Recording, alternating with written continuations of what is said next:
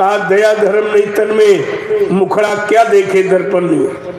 तेरे अंदर दया धर्म नहीं है तो ये बाहर का शीशा दर्पण जो मान सम्मान अभिमान का देखने से इससे क्या मिलेगा तुझे। तो महात्मा दोनों तरफ से मदद करते हैं, लेकिन दुनिया कोई लेने वाली नहीं। दुनिया बेचारी अकाल मौत की तरफ बढ़ती चली जा रही। आज इस कुंभ में कितने मर गए। जल में मुक्ति है, अरे जल मुक्ति दे देगा, पत्थर मुक्ति दे देगा, कागज पत्र मुक्ति देगा। ये नहीं जानते हैं कि मुक्ति संत चरण की दासी, मुक्ति संतों के चरणों में बैठी है। और ये बेचारे अज्ञानी जीव कोई पानी में डूब रहा है, कोई पत्थर में डूब रहा, कोई कागज में, कोई तीरथ में, कोई मूर्त में। इसके अलावा तो किसी ने आपको कुछ बताया नहीं कि मुक्ति है क्या, मुक्त कौन करेगा, मुक्त जिंदा करेगा कि मुक्त मुर्दा करेगा, माफी जिंदा देगा कि मुर्दा देगा। इतनी भी बात तो लोगों की समझ में नहीं आई और ज्ञानी ध्यानी बनते। किस बात का ज्ञान तुम्हारा, किस बात का ध्यान, ना अच्छा बुरा समझ पाए हो और ना जड़ चेतन की जानकारी कर पाए हो। तो प्रेमियों, ये विनाश का समय बड़ा खतरनाक है। इसमें बुद्धि पागल हो जाती है, स्वार्थ लोभ लालच में फंस जाती है, फिर सच्चाई अच्छाई को भूल जाती है, पाप और पुण्य को भी भूल जाती है और इससे बहुत दूर हो जाती है। आज वो नज़ारा आपके सामने है, धीरे धीरे आप देखते जाइए। महात्मा सूर्य ने गलत नहीं कहा था कि ऐसा समय आएगा अकाल मृत्यु जगमा ही व्यापे प्रजा बहुत मरी। आप देख लीजिए जगह जगह कितने मर रहे, कितने मर जाएंगी। बहुत थोड़े लोग बचे। बाबा जी ने तो बहुत पहले इशारा किया था, सन 1980 से बराबर संकेत दे रहे हैं कि आगे का समय बहुत खराब, बहुत थोड़े लोग बच पाएंगे कुदरत की मार से। कितना बड़ा इशारा था। ये जमीन, दुकान, मकान, ये शहर, कस्बे, गांव, ये सब खाली पड़े, कोई रहने वाला नहीं होगा। और तुम आज एक इंच जमीन पे झगड़ा करते हो, तुम्हें नहीं मालूम तुम जमीन पर रह पाओगे, या जमीन तुम्हारी थी कि तुम्हारी है कि तुम्हारी रहेगी। न पहले थी, न अब है, न आगे रहेगी, क्योंकि तुम ही नहीं रहोगे। जब तुम ही नहीं रहोगे तो जमीन तुम्हारी कहाँ होगी। इसलिए महात्माओं के वचनों पर विचार करो। उनके वचन बड़े सारगर्भित होते, हृदय स्पर्शी, यानी बड़े मर्मी होते। अब इतनी जल्दी आप नहीं समझ जाओगे। 12 साल रहो संत की टोली, तब समझ में आवे एक बोली, तब एक बोली समझ में आए। इतनी हेर फेर की, इतनी इशारों की भरी होती है। इसीलिए कलयुग के जीवों पर विशेष दया हुई है। उसको 72 वर्ष का समय सुनने समझने के लिए दिया। इतना समय सृष्टि में किसी शक्ति ने नहीं दिया, फिर भी आप इस महाशक्ति को नहीं समझ पाए, इस दयाल पावर को नहीं समझ पाए कि कौन सा दयाल पावर लेके आया जो जीवों के लिए इतना समय दे रहा है। यहाँ तो एक घड़ी भी तुम्हारे लिए बेसी नहीं है, समय निश्चित है, उस समय पर आपको जाना ही पड़ेगा। लेकिन दयाल ने कैसी दया की कि आपका समय बढ़ा दिया, और फिर भी नहीं चाहते तो सृष्टि में बचाने वाला कोई नहीं होगा। जय गुरुदेव। आज ये महाशिवरात्रि का पर्व 12 बजे रात्रि से लागू हो जाए।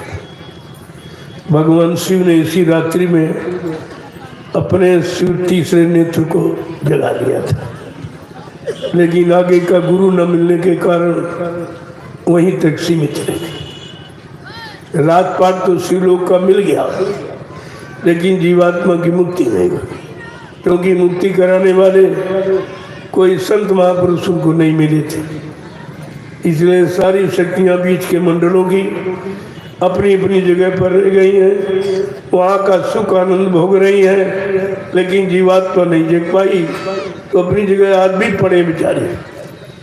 अब कोई हो जगाने वाला तो जगेगा, जब जगाने वाले नहीं, सब सोने वाले हैं, सब भ्रमित हैं, सब संदेह भूल भ्रम में फंसे हैं, सब भोगों में फंसे हैं, सब स्वार्थ लोभ लालच मान सम्मान में डूबे हैं। तो ये परमात्मा का संदेश कौन देगा, कौन सुनाएगा?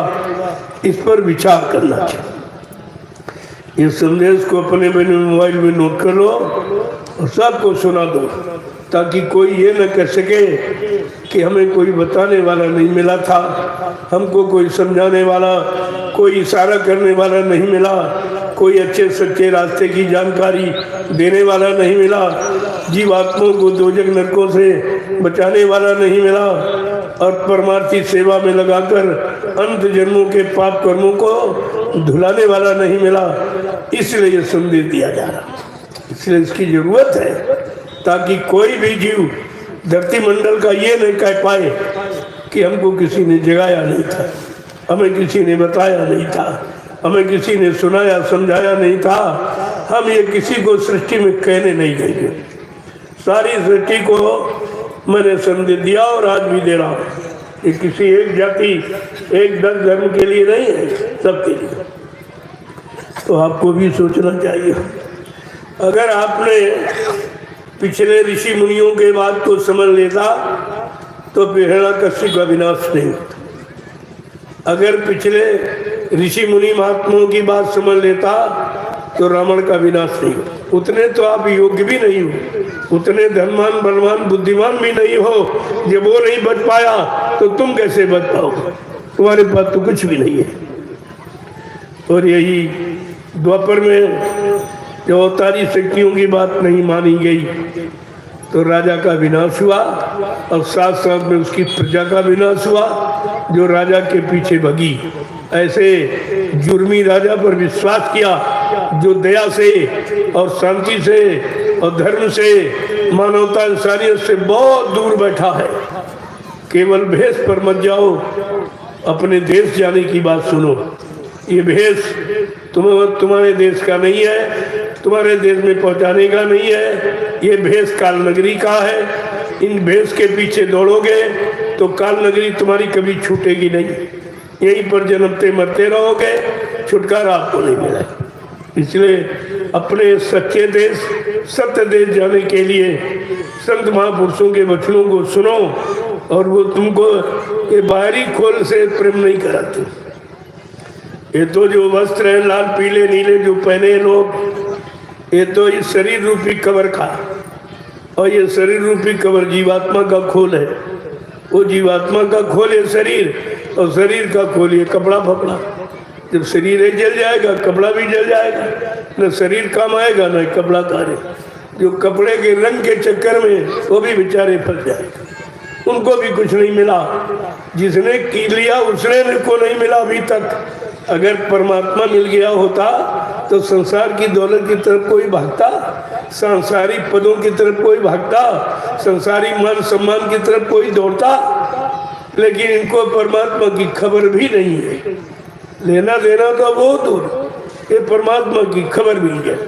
किताबें पढ़कर कोई महात्मा बन नहीं सकता, और किताबें किसी को महात्मा बना नहीं सकती। ये दोनों चीजें, महात्मा बनने के लिए कोई महान आत्मा मिलनी चाहिए जो सारे देश को जगा दे, सारे देश को होश में ले आए, और सबको सच्चे धर्म कर्म मानवता इंसानियत प्रेम प्यार मोहब्बत सेवा दया सदाचार परमात्मा की यादगार करा दी। ऐसे महान आत्मा की जरूरत है। ये लाल पीले नीले कपड़े पहनने वालों की जरूरत। ये तो कबर है, कबर। कबर से नहीं, जीवात्मा से प्रेम करो। जीवात्मा का कोई कपड़ा नहीं, वो तो बिल्कुल नग्न आई थी, लेकिन बीच में नंगा उतारा नहीं जा सकता था, तो कहा इस पर कपड़े डाल दिए गए, कपड़े डाल दिए गए, क्योंकि नंगी नहीं भेजी जाएगी, मर्यादा है। हर मंडल मुकाम की मर्यादा है। हर मंडल मुकाम में जब आएगी तो उसी मंडल मुकाम का कपड़ा पहना दिया। जब जीवात्मा सत्यलोक से चली अपनी इच्छा से, इसमें मालिक की कोई इच्छा नहीं थी, उसने जिद हट किया कि एक बार हमको नीचे के लोगों को भेज दीजिए, बड़ी इच्छा देखने की। यद्यप सत्पुरुष ने वो तेरा मना किया, अरे देख पागल मत बन,